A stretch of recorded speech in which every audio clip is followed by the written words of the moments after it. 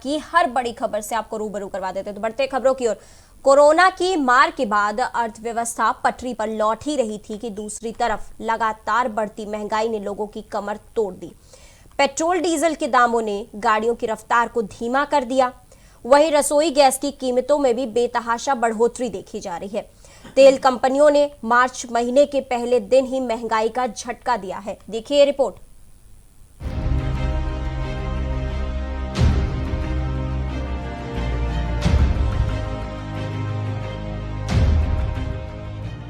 बढ़ती महंगाई को लेकर एक तरफ जहां राजनीति और बयानबाजी का दौर जारी है, तो वहीं दूसरी तरफ आम आदमी काफी परेशान है। कोरोना महामारी के बाद महंगाई डायन का कहर जारी है। कोरोना महामारी से दो चार होते हुए देश की जनता को इस वक्त महंगाई की दोहरी मार झेलनी पड़ रही है। एक तरफ जहां पेट्रोल और डीजल के दामों में लगातार होती बढ़ोतरी ने जनता का बुरा हाल कर दिया है, तो वहीं अब रसोई गैस के दामों में आए इजाफे ने भी लोगों की परेशानी को बढ़ा दिया है। महंगाई की दोहरी मार झेल रही आम जनता से हमारे मैनपुरी के संवाददाता मुनीश ने इस मुद्दे पर आम जनता और किसानों से बात की। एलाव ग्राम में खड़े हुए हैं, गैस एजेंसी पे खड़े हुए हैं। आइए जानते हैं लोगों से जो रसोई गैस के मूल्यों में वृद्धि हुई है उसके बारे में चर्चा करते हैं। उनसे पूछते हैं उनका रसोई का बजट कैसे बिगड़ा और कितना महंगाई की मार पड़ रही है। आप बात करते हैं, जी बताइए, ये रसोई के मूल्यों में वृद्धि हो गई है, अब आपकी बजट पर क्या असर पड़ रहा है, इसके बारे में क्या कहना चाहेंगे आप? अरे बहुत बुरा असर पड़ रहा है, मुश्किल से तो पैसे कर पाते हैं। रेट बढ़ रहा है, सब्सिडी आती वो भी नहीं आ रही है, सब्सिडी बता रहे हैं आएगी आएगी, आती नहीं है। पेट्रोल की वृद्धि दिनों दिन बढ़ती जा रही है, क्या कहेंगे इसके लिए और गैस के लिए तैयारी हो रही है। मोदी जी को जितना लोग जितनी ज़्यादा से ज़्यादा बढ़ा सकते उतनी बढ़ाएं। आप क्या करते हैं, कैसे मैनेज करते हैं? मैं तो मजदूरी से जिस तरह भी करते हैं जैसे करते हैं और करते रहेंगे, लेकिन उनकी जो इच्छा है वो अपनी पूरी किया है। हम क्या करते हैं, पूरी जनता रो रही है। ये पेट्रोल डीजल की मूल्यों में ये वृद्धि हुई है, इस पर क्या कहना चाहेंगे, क्या असर पड़ रहा है आपके बजट पे? हमारे तो मालिक के ऊपर असर पड़ रहा है। पूरे ये पेट्रोल डीजल जो भी डराने आता है वो तो यही कहता है कि बहुत महंगाई हो रही, बहुत महंगाई हो रही है, हमारे इतने में गुजारा ही नहीं चलता है। जब पहले आप अप डाउन करते थे कितना खर्चा आता था, इस समय कितना आ रहा है? इस समय बहुत खर्चा आ रहा है। हर आदमी यही कहता है कि मेरी गाड़ी में इतना डीजल पेट्रोल ज़्यादा महंगाई हो रही है, ज़्यादा महंगाई हो रही है। आदमी बहुत महंगाई की मार झेल रही जनता को आज एक और झटका लगा है। इस बार आम आदमी की रसोई पर महंगाई की मार पड़ी है। रसोई गैस सिलेंडर आज एक बार फिर 25 रुपए महंगा हो गया है। सब्सिडी वाले घरेलू गैस सिलेंडर के दाम में 1 मार्च से फिर 25 रुपए की बढ़ोतरी की गई है। इसके बाद राजधानी दिल्ली में 14.2 किलोग्राम वाले एलपीजी गैस सिलेंडर के दाम अब बढ़कर 794 रुपए से 819 रुपए हो गए हैं। 2 महीनों में पेट्रोल डीजल के दामों में करीब 8 रुपए बढ़े हैं, तो एलपीजी गैस भी 125 रुपए महंगी हो गई है। 2 महीनों में आए इस उछाल को समझने के लिए 1 जनवरी 2021 और 1 मार्च 2021 के दामों को तुलना से समझते हैं। IOCL के अनुसार अगर सिर्फ दिल्ली की बात करें तो 1 जनवरी 2021 को पेट्रोल की कीमत 83 रुपए 71 पैसे प्रति लीटर थी। यह 91 रुपए 17 पैसे प्रति लीटर हो गया है। इसी तरह 1 जनवरी को डीजल के दाम 73 रुपए 87 पैसे प्रति लीटर थे, तो 2 महीने बाद यानी कि 1 मार्च को यह बढ़कर 81 रुपए 47 पैसे प्रति लीटर हो चुकी है। आज से पूरे देश में कोरोना वैक्सीन के दूसरे फेज की शुरुआत हो गई है। दूसरे फेज की शुरुआत के साथ ही सबसे पहले पीएम मोदी ने वैक्सीन लगवाई। पीएम मोदी के वैक्सीन लगवाने की तस्वीरें भी साझा हो गई। वहीं बिहार के सीएम नीतीश कुमार ने भी वैक्सीनेशन को लेकर बड़ा बयान दिया। देखिए हमारी पूरी रिपोर्ट।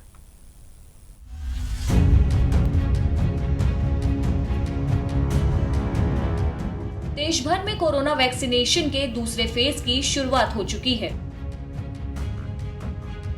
पीएम मोदी ने नई दिल्ली में एम्स अस्पताल में कोरोना वैक्सीन का टीका लगवाया। कोरोना वैक्सीन की पहली खुराक लेने के बाद पीएम मोदी ने सोशल मीडिया पर ट्वीट करते हुए इस बात की जानकारी दी। उन्होंने ट्वीट किया कि मैंने एम्स में कोविड-19 वैक्सीन की पहली खुराक ली। हमारे डॉक्टरों और वैज्ञानिकों ने कोरोना महामारी के खिलाफ वैश्विक लड़ाई को मजबूत करने के लिए काम किया है। मैं उन सभी से अपील करता हूं जो वैक्सीन लेने के योग्य हैं, वे इसे जरूर लें। आइए हम सब मिलकर भारत को कोविड-19 मुक्त बनाएं। बता दें कि पीएम मोदी ने भारत बायोटेक की कोवैक्सीन लगवाई है।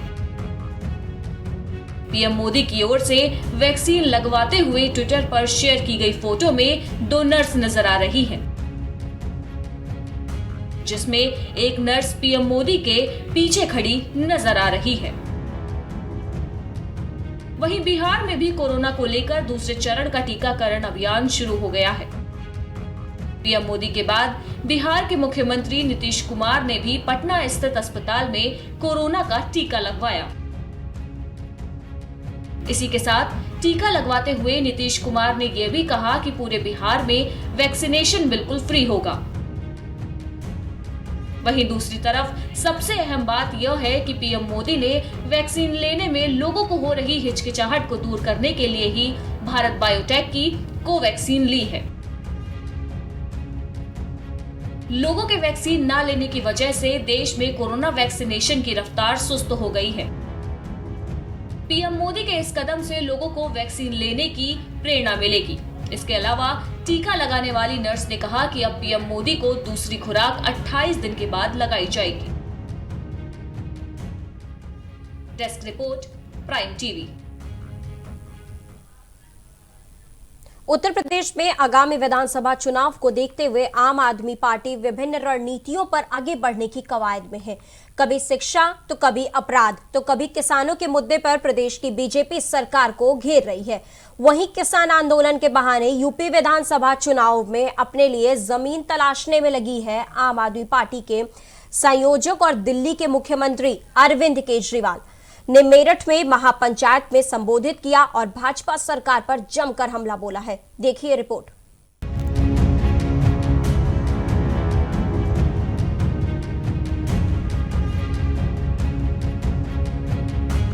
यूपी में आगामी विधानसभा चुनावों के मद्देनजर सभी राजनीतिक पार्टियों में घमासान शुरू हो चुका है।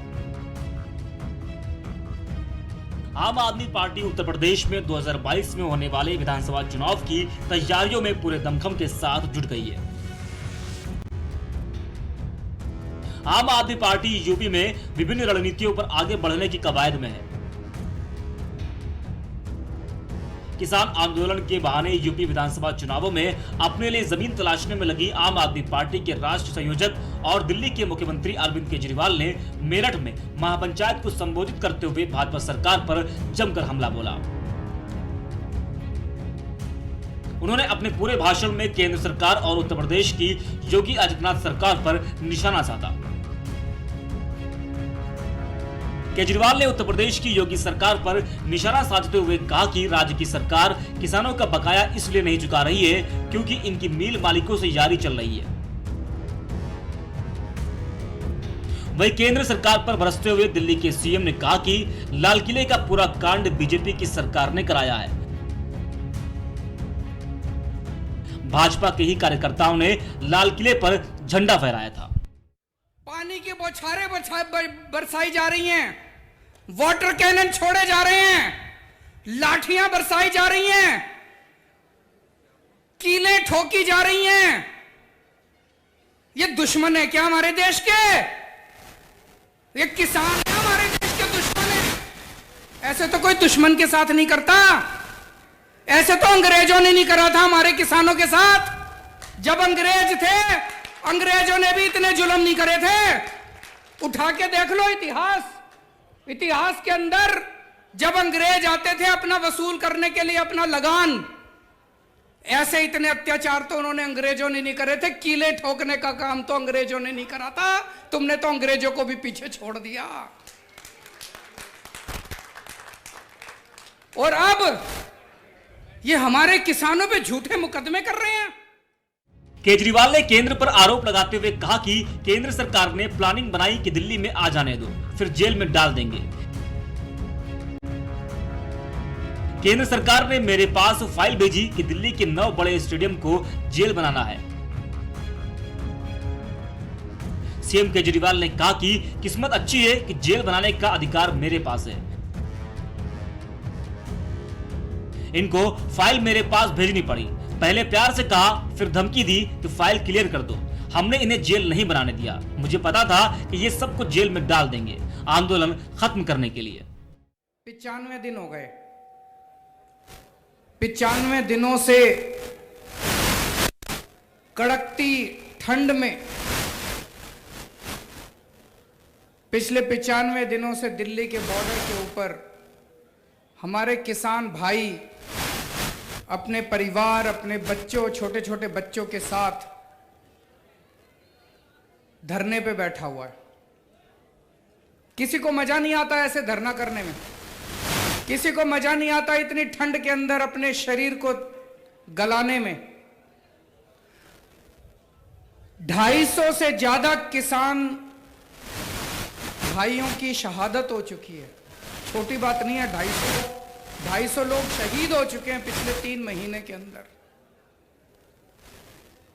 लेकिन सरकार की जूं नहीं रेंग रही। दोस्तों, पिछले 70 साल में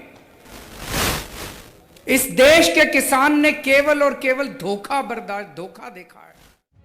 अरविंद केजरीवाल ने कहा कि जब से किसान दिल्ली के बॉर्डर पर आकर बैठे हैं, हमारी पार्टी और सरकार की तरफ से हम तन मन धन से उनकी सेवा कर रहे हैं। 3 महीने से ज्यादा हो गए हैं कड़कती ठंड में किसान दिल्ली के बॉर्डर पर बैठा हुआ है। किसी को मजा नहीं आता ऐसे धरना करने में। 250 लोग शहीद हो चुके, लेकिन सरकार के कानों पर जूं नहीं रेंग रही। 70 साल में इस देश के किसानों ने सिर्फ धोखा देखा है। सभी पार्टियों की सरकारों ने किसानों को धोखा दिया है। Political desk, prime TV.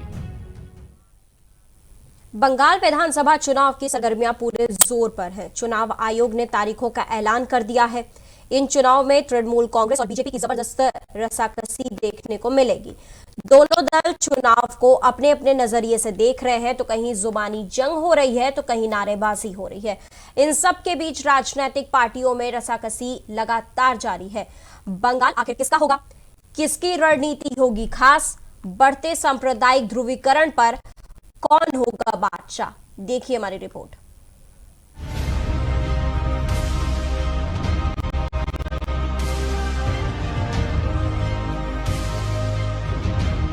मैदान सज गए हैं, सेनाएं सज रही हैं, योद्धाओं का चयन हो रहा है। हाथी घोड़ों की चाल में ढनक है। जुबानी तोप तलवारें सब लगभग तैयार हो चुके हैं।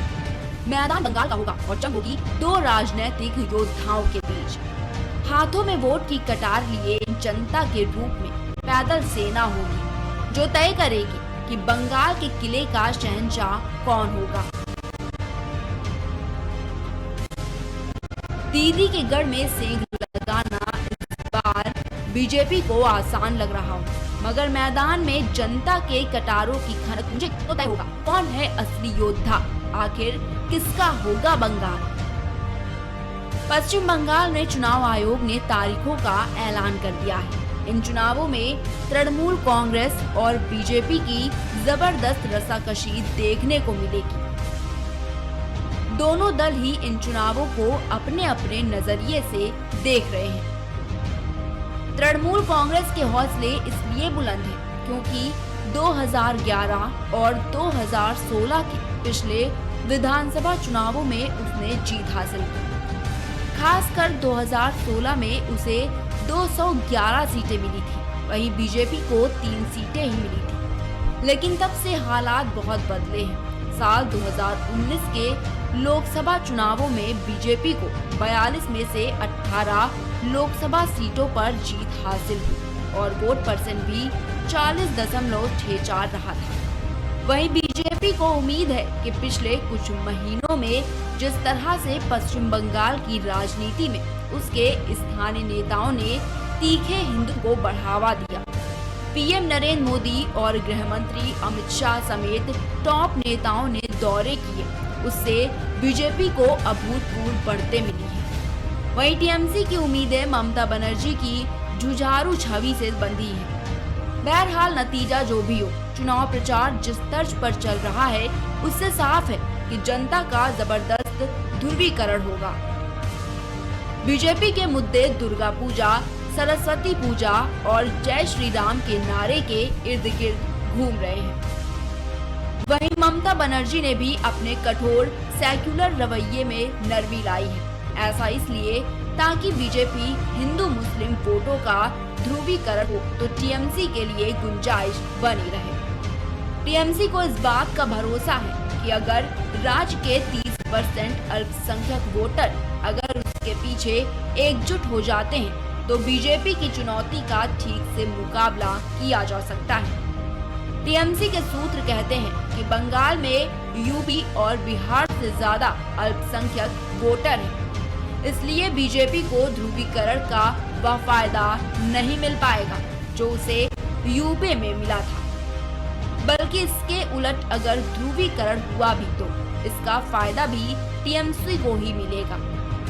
इन दोनों के बीच एक तीसरा फ्रंट भी अहम भूमिका निभा सकता है, लेकिन सवाल अभी भी बना है कि इंडियन सेक्युलर फ्रंट के साथ मिलकर कांग्रेस और लेफ्ट गठबंधन बीजेपी और तृणमूल के वोट बैंक में कितनी सेंध लगा पाएंगे।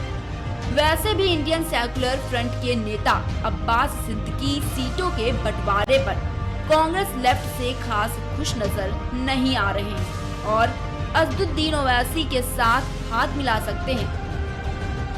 अटकलें अपनी जगह हैं, लेकिन 8 फेज वाले इन चुनावों का नतीजा क्या निकलता है, क्या देखना दिलचस्प रहेगा। Output desk, prime TV. कब तक देश की बेटियां दहेज की बलि चढ़ती रहेंगी? कब तक बेटियां बलात्कार का शिकार होती रहेंगी? कब खत्म होगा ये सिलसिला अत्याचार का? आज मजबूरन ये लाइनें कहनी पड़ रही हैं क्योंकि गुजरात के अहमदाबाद से एक ऐसा वीडियो सामने आया है जो किसी को भी रुला देगा। जी हां, अहमदाबाद की आयशा ने साबरमती नदी के किनारे पहले वीडियो बनाई, फिर नदी में कूदकर जान दे दी।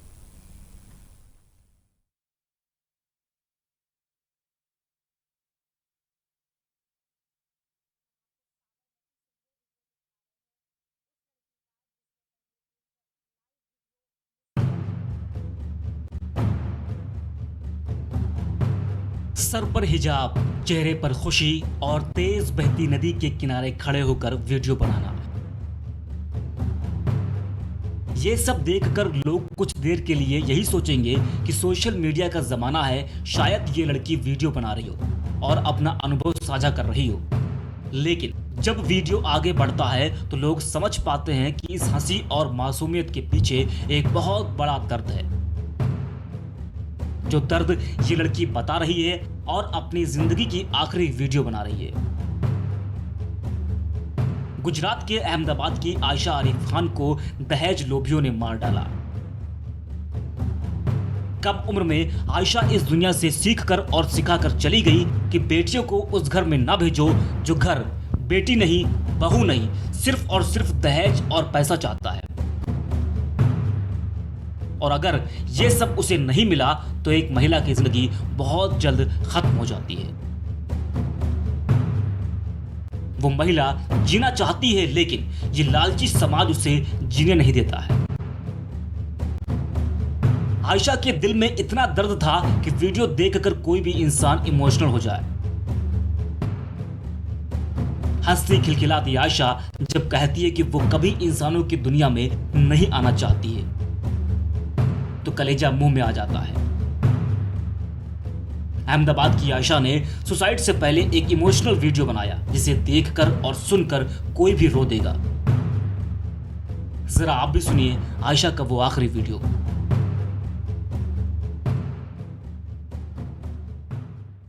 हेलो अस्सलाम वालेकुम, मेरा नाम है आयशा आरिफ खान और मैं जो भी कुछ करने जा रही हूँ अपनी मर्ज़ी से करना चाहती हूँ। इस पर किसी का दौर या दबाव नहीं है। अब बस क्या कहें, ये समझ लीजिए खुदा की ज़िंदगी इतनी ही होती है और मुझे इतनी ही ज़िंदगी बहुत सुकून वाली मिली। और डियर डैड, यार कब तक लड़ेंगे अपनों से? गैस विड्रॉल कर दो। नहीं करना, ये आयशा लड़ाई के लिए नहीं बनी। प्यार करते हैं आरिफ से, उसे परेशान थोड़ी ना करेंगे। अगर उसे आज़ादी चाहिए ठीक है, वो आज़ाद रहे। चलो, अपनी ज़िंदगी तो यहीं तक है। मैं खुश हूँ कि मैं अल्लाह से मिलूँगी, उन्हें कहूँगी कि मेरे से गलती कहाँ रह गई। माँ बाप बहुत अच्छे मिले, दोस्त भी बहुत अच्छे मिले, बस शायद कहीं कमी रह गई मुझ में या शायद तकदीर में। मैं खुश हूँ, सुकून से जाना चाहती हूँ।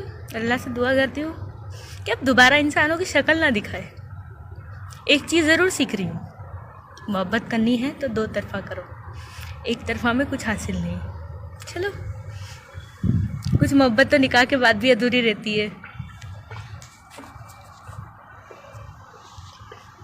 ये प्यारी सी नदी, प्रे करते कि ये मुझे अपने आप में संभाले और मेरे पीठ पीछे जो भी हो प्लीज़ ज़्यादा बखेड़ा मत करना। मैं हवाओं की तरह बस बहना चाहती हूँ और बहते रहना चाहती हूँ, इसी के लिए नहीं रुकना। मैं खुश हूँ आज के दिन कि मुझे जो सवाल के जवाब चाहिए थे वो मिल गए और मुझे जिसको जो बताना था सच्चाई वो बता चुकी हूँ। बस काफ़ी, थैंक यू। और मुझे दुआओं में याद करना, क्या पता जन्नत मिले या नहीं मिले। चलो, अलविदा। अफसोस हमारा समाज आज कितना गिर चुका है कि एक बेटी को दहेज ने मार दिया, एक बेटी को गंदे समाज ने मार दिया। आज एक आयशा ने जिंदगी खत्म कर ली, कल कोई और होगा। अब आयशा का वो वीडियो सुनाते हैं जब उसने अपने माँ बाप से बात की थी और उसके माँ पिता ने समझाने की कोशिश भी की थी, लेकिन वो नहीं मानी। देखिए हमारी रिपोर्ट। जो भी कुछ करने जा रही हूँ अपनी मर्ज़ी से करना चाहती हूँ। इस पर किसी का दौर या दबाव नहीं है। अब बस क्या कहें, मैं खुश हूँ आज के दिन कि मुझे जो सवाल के जवाब चाहिए थे वो मिल गए और मुझे जिसको जो बताना था सच्चाई वो बता चुकी हूँ। बस काफ़ी, थैंक यू। और मुझे दुआओं में याद करना, क्या पता जन्नत मिले या नहीं मिले। चलो, अलविदा।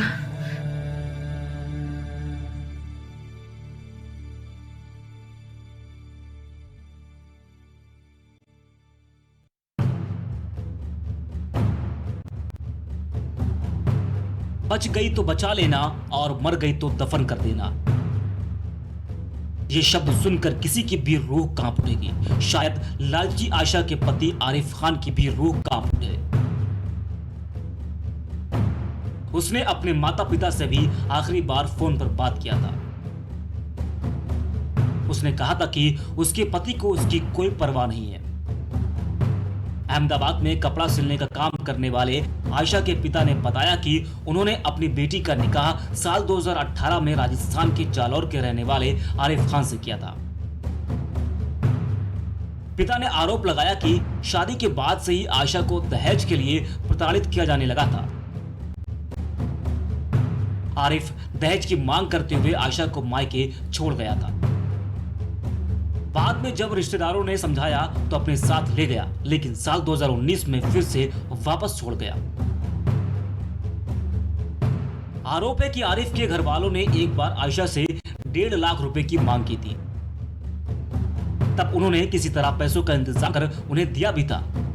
आयशा के पिता ने बताया कि आयशा ने सुसाइड करने से पहले फोन किया था। उसने कहा था कि वो साबरमती नदी की ब्रिज पर खड़ी है और मरने जा रही है। उसे हम लोगों ने समझाने की बहुत कोशिश की। पिता ने कुरान की कसम भी दी थी, लेकिन आयशा रोती रही थी और कहा था कि आरिफ उसे लेने नहीं आ रहा। पिता ने बताया कि आयशा ने कुछ दिन पहले आरिफ को फोन किया था। आयशा ने आरिफ से कहा था कि वो उसके बिना मर जाएगी, लेकिन आरिफ ने कहा कि मरना है तो मर जाओ, उसे मरने का वीडियो भेज देना। इससे आयशा टूट गई और उसने अपनी जिंदगी खत्म कर ली। जरा आप भी सुनिए आयशा ने अपने माता पिता से क्या बात की थी। हाँ बेटा, कहाँ है? बस आ रही हूँ मैं। आजा निकल जा। कहाँ पर रहेगी तू? रिवर फ्रंट पे हूँ, आ रही हूँ मैं। आज मैं मोन्टू को भेजता हूँ। हेलो सोनो, हाँ, मेरी बात सुन बेटा। अरे कुछ नहीं सुनना पप्पा, देख गलत बात मत कर, ले अम्मी से बात कर। मुझे कुछ नहीं सुनना, मेरे को बस पानी में कूदने तक तो सो है। नहीं बेटा, ऐसा काम मत करना। मुझे बहुत हो गया। ऐसा कार करने से तो लोग बोलेंगे कि ये खराब थी। इसे जो चाहे बोलना। नहीं बेटा, ऐसा कुछ काम नहीं करना। बस हुआ ना मॉम, बस हुआ। मैं जा रहा हूँ। ऐसा कुछ नहीं है मेरे को। मॉम बस हुआ मॉम। हाँ तो ऐसा काम अपने करना ही कुछ भी नहीं।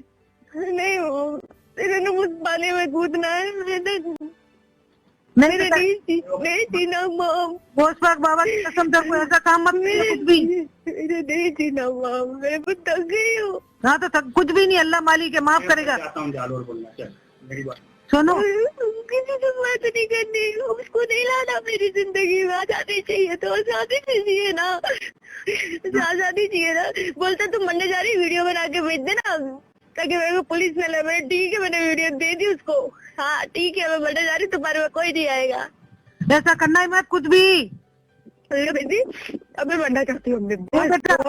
बहुत हुआ, अभी थक गई हूँ यार, लाइफ से इरिटेट हो गई हूँ मैं। कब तक हंसूं मैं? कुछ भी नहीं, ऐसा कुछ नहीं होगा। चल मैं जाता हूँ जालोर। जब पापा कल जालोर जाते। अब नहीं पापा, अब लेट हो गया पापा, लेट हो गया। लेट हो गया, पापा कल जा रहे हैं तो कल लेट हो गया। उसको सब बहुत समस्या कर देंगे बेटा, तू शांति रख। जी वो मैंने अब नहीं जीना, सोनो, अब नहीं जीना अम्मी पापा। बेटा सोनो, मेरी बात सुन। अब मैं बता दी। सोनो मेरी बात सुनेगी पहले। इसे नहीं लाना मेरी लाइफ में तो ठीक है ना, नहीं जीना मुझे। मैं जा रहा हूँ जालोर। मेरे को खाली मेरी मैया को जिसने बुलाना है बुलाओ। ले मेरी बात सुन ले बेटा। इतना तूने सुना ना मेरा? पापा नहीं यार, मैं यार, कब तक तुमको तकलीफ दूं, कब तक तकलीफ दूं एक सबको। अम्मा आयशा रज़ियल्लाहु का मुबारक नाम है तेरा बेटा, उस नाम की लाज रख, उस नाम की लाज रख। मुबारक तकदीर लेके नहीं आई हूँ। नहीं, वो आयशा रज़ियल्लाहु का मुबारक नाम है तेरे को। अम्मा आयशा रज़ियल्लाहु की कसम में तेरे को, तू घर आएगी। बच गई तो ले जाना, घर आ बच जा गई तू बेटा। तो दफन कर देना। तू अब नहीं पापा, मैं अब कल नहीं जालोर जा रहा हूँ। नहीं पापा, मैं बारिश कल जालोर जा रहा हूँ। कल कुछ भी कीमत मेरा तेरे सब सुलझा देता हूँ। बस तेरे को कलाम पाक की कसम है। देख अब बस पापा, अब बस। तेरे को बोला ना, तू घर आ जा बेटा। अब तो मैं आरिफ से जो बात करनी कर लूँ, मैंने कर मेरी ली। बात- जो मेरी जवाब बात नहीं चाहिए मानेगी मिल तू। गए। नहीं मेरी बात पापा, नहीं मानेगी। अब मौत करीब। अब नहीं जीना बाबा, बहुत हुआ ना यार। कब तक परेशान होंगी मैं खुद के लिए, सबको परेशान करती रहूंगी। मेरी बात सुन, तो उससे क्या हल होगा बेटा? वो लोग मिल जाएंगे। कोई झेल नहीं जाएगा। मैंने वीडियो बना के दे दी, कोई किसी की अरे जिम्मेदारी तू नहीं मेरी है। बात सुन बेटा, देखो तेरी अम्मी रो रही है, घर आ जा बेटा। अब मैं थक गई हूँ, मैं मैं मोन्टू थक को गई भेजता हूँ। हूँ। मेरी बात सुन, मैं मोन्टू को भेज रहा हूँ। कहाँ पर है तू? कौन सी जगह पर है? बता नहीं, रिवर फ्रंट पे हूँ। तू मेरी बात नहीं सुनेगी बेटा। पापा मैं थक गई हूँ, कोई सोल्यूशन नहीं है मेरी अरे जिंदगी सोल्यूशन है बेटा, सब सोल्यूशन है, सब सोल्यूशन है बेटा। मेरी बात सुन तू। वो बोलते केस नहीं किया तो मैं भी सोचता। आज तो मैं जा रहा हूँ ना, मैं कल जाके उनसे बात कर लेता हूँ। केस वेस सब वापस ले लेंगे, सब सुलझ जाएगा। वो नहीं आएगा, फिर भी मेरी अरे उसका जिंदगी बाप में भी नहीं आएगा, आएगा। नहीं आएगा उसका बाप भी आएगा। एक बार मेरे पे भरोसा कर, तू मेरी बात सुन। मैंने बहुत भरोसा कर लिया। अब तू घर आ जा, बस एक बार घर आ जा तो तू मेरी बात सुन ले। तू कुरान शरीफ की कसम है, तू को घर आ जा बेटा। अरे अब नहीं आना, अब मैं घर थक आ जा गई। बेटा। समझती क्यों नहीं है? तो मैं खुद आत्महत्या कर लूंगा, फिर सबको मार दूंगा मैं, किसी को घर में जिंदा नहीं रखूंगा फिर। हाँ मैं आ रही हूँ, फिर आ रही हूँ। समझती नहीं कोई बात को, तेरे को कह रहा हूँ तो समझती नहीं है। चल घर आ जा, चल। नहीं तो कहाँ, कौन सी जगह मैं मोन्टू को बेचता हूँ, गाड़ी लेके लेने आता है तेरे को, बोल कौन सी जगह खड़ी है तू? मैं रिवर फ्रंट पे बैठी हूँ। कौन सी जगह? अपन एलिस ब्रिज के पास हाँ हैं? हेलो, हाँ पप्पा। हाँ तो वहां से बाहर निकल के प्राइवेट रिक्शा करके हमें भाड़ा देता हूँ। मैं आ रही हूँ। हाँ आ जा, बाहर निकल, कलाम पक्की कसम है तेरे को। आ रही हूँ। हाँ आ जा, और मैं जा रहा हूँ कल जालोर जाता हूँ मैं, आ जा तू। जिसने भी देखा आयशा खान के वीडियो को, सभी की आंखों से आंसू आ गए हैं और लोगों को ये सोचने पर मजबूर कर दिया कि आखिर समाज में दहेज के नाम हत्या कब तक होती रहेंगी और कब तक बेटियां दहेज के नाम पर मरती रहेंगी। हमें पूरी उम्मीद है कि आयशा के कातिलों को सजा जरूर मिलेगी। तो इसी के साथ इस बुलेटिन में फिलहाल इतना ही, लेकिन देश दुनिया की तमाम खबरों के लिए आप लगातार बने रहिए प्राइम टीवी के साथ।